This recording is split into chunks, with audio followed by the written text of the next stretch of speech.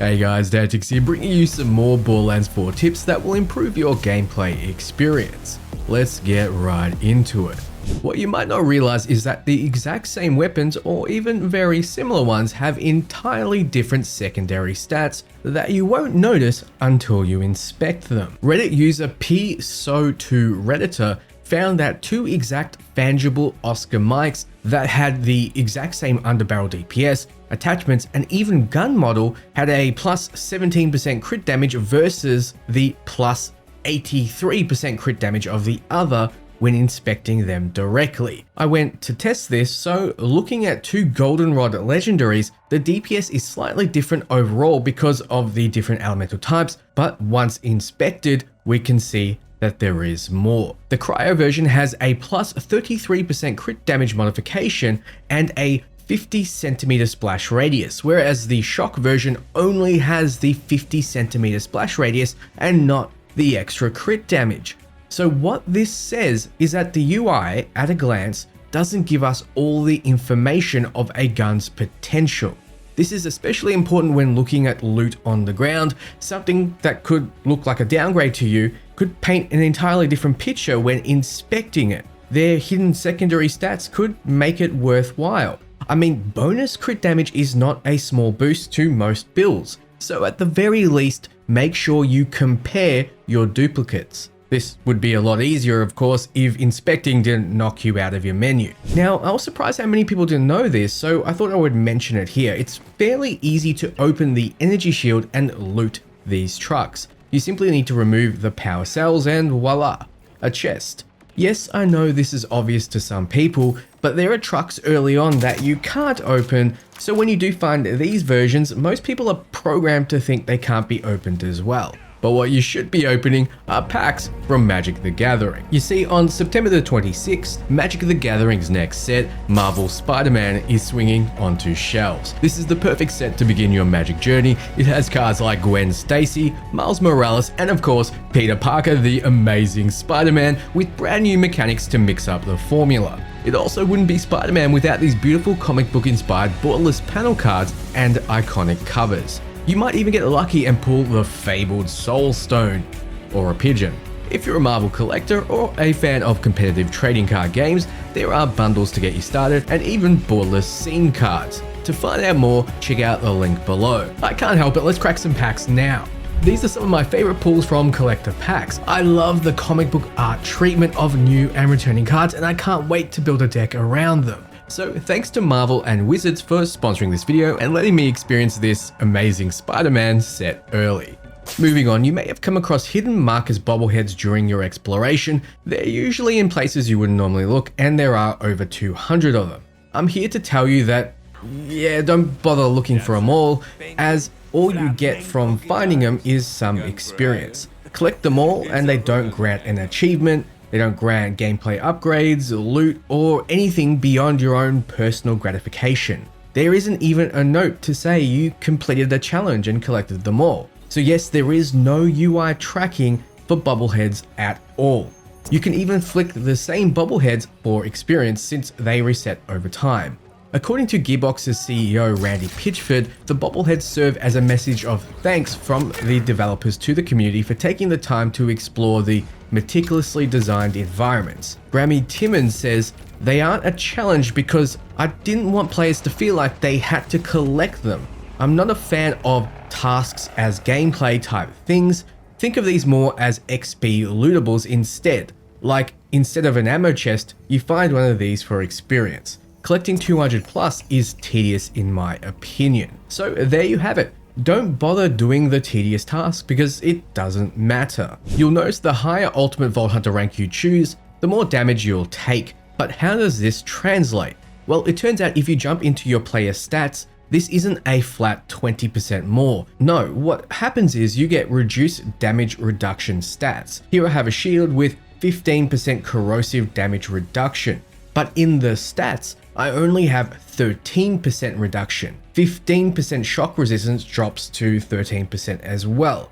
The damage reduction stat is from my armor. If I have any armor, I get 26% damage reduction. But if I remove it, you'll see the damage reduction going from 20.6 to -8%. So what is happening? The 26% damage reduction from the armor shield is getting lowered to 20.6 because of the difficulty setting that we're on. Also, the 15% elemental resistances going down to 13% is because of the difficulty as well. 26 down to 20.6 is roughly the same drop as 15% down to 13%. It's not quite a 20% drop, but it is close. What this means is that on higher ranks, damage resistance isn't a better choice over flat damage reduction of the same amount because it too is affected by difficulty. It's frankly sad to see because you think you'd be rewarded for smartly equipping resistances, but that's not the case. For most, it is a relief as you don't ever really need to worry about the system. Now, surprisingly, there is no gambling in Borderlands 4 or really any place to dump your cash yet, besides the black market if you want to buy similar legendaries over and over. There is a side mission though that has you spend money for a ball to go through a pachinko type machine. If you reach the middle, you get rewarded with items. The physics of it means that it's hard to replicate winning shots. However, this is the spot and angle you need to throw in order to get it down the middle. Best of luck. Do note though, once you complete this mission, you can't do it again, so it's not really a way to dump your cash. Speaking of cash, selling off the ground in Borderlands 4 is not a thing, which does seem like a backward step to me. In Borderlands 3, you simply go to gameplay settings and tune your auto sell feature, then select the rarity or below that you want to sell. The game will auto sell everything you have selected, making looting very easy. Between needing SDU tokens to expand your inventory and bank size, and the sheer amount of loot that drops, a feature like this would have been nice in Borderlands 4. You might think it's just best to leave everything on the ground for the lost loot machine, but I have proven here that that is broken as well. However, there is a solution. You can pick up items as junk. On the PC, it's by pressing Q. Then you can travel to any vending machine to quick sell all junk. This is a massive time save since you won't need to open and sort through your inventory, and you can even sell it to ammo vendors this way, which usually don't allow you to sell. It might take a few extra steps from auto ground selling, but it's a lot easier than picking up and sorting all your items manually. Now, the map UI might be confusing, but did you know you can teleport directly inside an instance area like Idolator Soul's Fortress and Vaults? All you need to do is go to the map and find the area you want to teleport into or out of. On PC, you hold T to enter that area, then find a waypoint and hold T to teleport to it. When you finish major missions, you'll be put next to a fast travel machine with the next quest objective through it. You might not realize, but it lets you travel directly out of this area to any waypoint. You don't need to teleport to the start of the instance area, then walk outside of it, then teleport to where you want to go. It's certainly a lot faster doing it this way. Did you know that when you're in a mission and there's an ally around you, you can be a bit more reckless? Allies will stop what they're doing and run to you when you're down in fight for your life mode, reviving you, or at the very least, delaying your death until you take out an enemy. Hell, I've found them even more reliable than human teammates. When you finish the game, you'll unlock specializations. Then when you would earn experience, you also earn specialization experience for that character.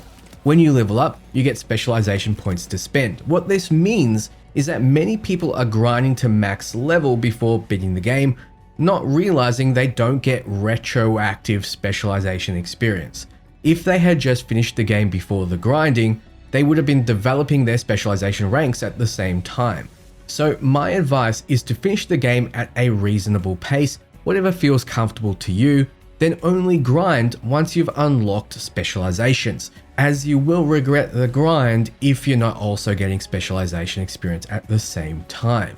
Now, later on in Carcadia Burn, you'll be set on a side mission that will have you finding out secrets of Zane's vending machines. At the end of it, you'll be able to get yourself one guaranteed legendary item. This mission is currently bugged, making it so that if you're with a co-op buddy, only one of you will get the legendary. So when you choose to do this mission, make sure you're playing solo. Even better still, wait until you're level 50 so you get a level 50 legendary, as you can't boost up the levels of your items, meaning that if a level 30 legendary drops and you get to level 50, it's gonna still be level 30, there's nothing you can do about it. You might go the whole game without seeing one, but there are loot versions of enemies around the map.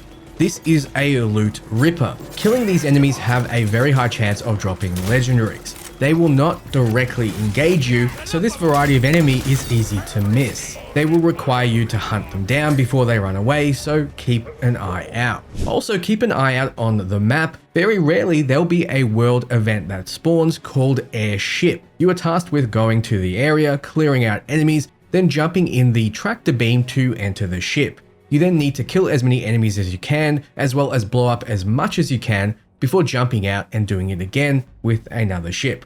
You get progressively better ranks and rewards depending on your carnage. It's a lot of fun with friends, but isn't particularly efficient for farming items. So that's everything. If you have any tips yourself, I would love to see them in the comments. Thank you so much for watching. Until next time, ciao friends.